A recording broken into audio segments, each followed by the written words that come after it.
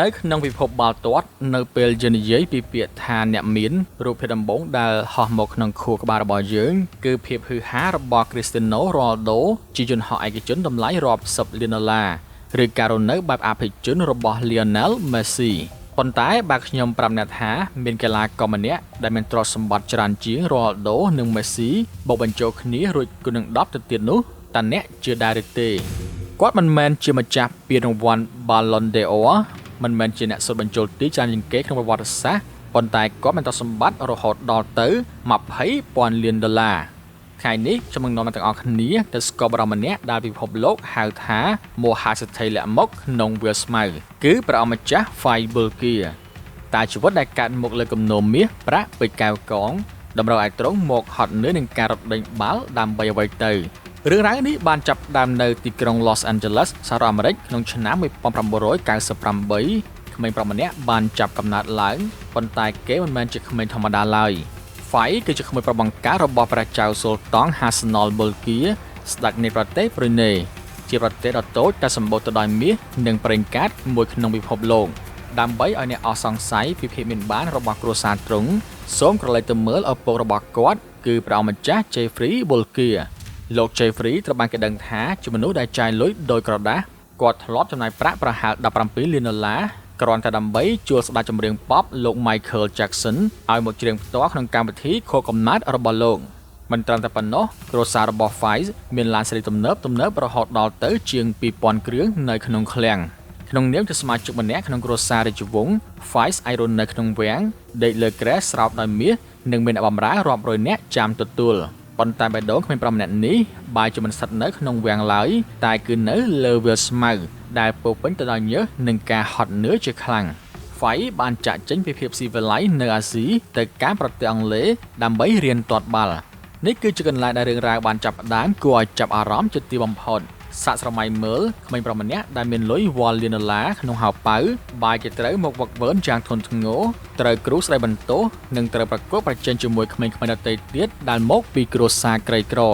គាត់បានឆ្លងកាត់ការសាឡបងនៅក្លឹបធំៗជាច្រើនចាប់ផ្ដើមនៅ Southampton បន្ទាប់មកទៅ Arsenal និង Chelsea រហូតដល់ឆ្នាំ2016 Fai បានចុះកិច្ចសន្យាអាចជាដំបូងជាមួយក្លឹប Leicester City ប៉ុន្តែពិភពលោកពិតជាយុត្តិធម៌ណាស់ទោះបីជាមានលុយទិញក្លឹបបាល់ទាត់បានទាំងមូលក៏ដោយប៉ុន្តែអ្នកមិនអាចទិញកៅអីជម្រើសដំបូងបានឡើយប្រសិនបើសមត្ថភាពមិនដល់គេនោះ Fai បានចំណាយពេលច្រើនឆ្នាំនៅអង់គ្លេសប៉ុន្តែគាត់មិនដែលបង្ហាញខ្លួនសូម្បីតែ1នាទីក្នុងលីកកំពូល Premier League ឡើយគាត់ត្រូវអង្គុយកៅអីបម្រុងវឹកហាត់ក្នុងក្រុមយុវជននិងត្រូវបានគេមើលរំលងតើវាឈឺចាប់ទេសម្រាប់មនុស្សធម្មតាប្រហែលជាបោះបង់បាត់ទៅហើយប៉ុន្តែសម្រាប់ Fai នេះមិនមែនជាបញ្ហានោះឡើយបន្ទាប់ពីជួបការខកចិត្តនៅអឺរ៉ុបក្នុងឆ្នាំ2021 Fai បានធ្វើរឿងមួយដែលផ្អើលដល់អ្នកគាំទ្របាល់ទាត់នៅអាស៊ីអាគ្នេយ៍គាត់បានសម្រេចចិត្តផ្លាស់មកលេងនៅលីកកំពូលថៃជាមួយក្លឹប Chonburi FC នៅថ្ងៃដំបូងដែលគាត់មកដល់ប្រព័ន្ធផ្សព្វផ្សាយទាំងអស់ដោតទៅលើរឿងតែមួយគត់គឺទ្រព្យសម្បត្តិតែម្ដងគេសួរត្រង់ពីឡានគេសួរពីវាំងនិងគេសួរពីមាសប៉ុន្តែ Fai បានឆ្លើយតបយ៉ាងខ្លីទៅវិញថាខ្ញុំគ្រាន់តែជាមនុស្សធម្មតាម្នាក់ខ្ញុំគ្រាន់តែចង់លេងបាល់ទាត់កុំមើលមកខ្ញុំក្នុងនាមជាព្រះអង្គម្ចាស់អីសូមមើលមកខ្ញុំក្នុងនាមជាកីឡាបាល់ទាត់ម្នាក់បានហើយនៅប្រទេសថៃ Fai បានបង្ហាញពិភពលោកឲ្យឃើញថាគាត់មិនមែនមកលេងសើចនោះទេគាត់ខំប្រឹងរត់គាត់ជួយក្រុមបង្កើតឱកាសនិងដាក់ខ្លួនសាមញ្ញបំផុតគាត់ញ៉ាំអាហារជាមួយមិត្តរួមក្រុមរស់នៅធម្មតានិងមិនដែលត្អូញត្អែពីការលំបាកឡើយបច្ចុប្បន្នព្រះអង្គម្ចាស់រូបនេះកំពុងបន្តអាជីពជាមួយក្លឹប Ratchaburi ហើយបានក្លាយជាតារាឆ្នាំម្នាក់ដែលអ្នកគាំទ្រថៃស្រឡាញ់ចូលចិត្តបំផុតមកដល់ចំណុចនេះតើយើងបានរៀនអ្វីខ្លះពីជីវិតរបស់ Fabulgia រឿងរ៉ាវរបស់គាត់បានបង្រៀនយើងថាលុយមិនមែនជាអ្វីៗគ្រប់យ៉ាងឡើយមនុស្សជាច្រើនប្រឹងប្រែងធ្វើការដើម្បីរកលុយមកទិញសេចក្តីសុខប៉ុន្តែសម្រាប់ Fai គាត់មានលុយដែលចាយមិនអស់ទៅហើយសេចក្តីសុខពិតប្រាកដរបស់គាត់គឺការបានធ្វើអ្វីដែលខ្លួនស្រឡាញ់បើទោះបីជាត្រូវហាលថ្ងៃហាលខ្យល់ឬរងរបួសក៏ដោយគាត់មិនដែលយកឈ្មោះជាព្រះអង្គម្ចាស់មកសង្កត់លើគ្រូឡើយគាត់សុខចិត្តឲ្យគេមើលងាយថាលេងមិនកើតនៅអឺរ៉ុបប្រសើរជាងប្រើលុយទិញតំណែងនេះគឺជាភាពថ្លៃថ្នូរនិងកិត្តិយសរបស់អ្នកលេងកីឡាពិតប្រាកដ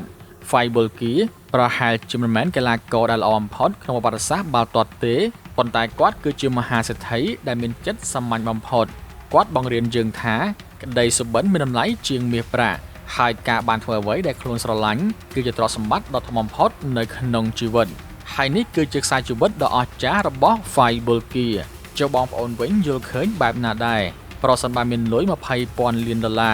តើបងប្អូននៅសុខចិត្តមកហត់នឿយហាលថ្ងៃដោយគាត់ដែរឬទេ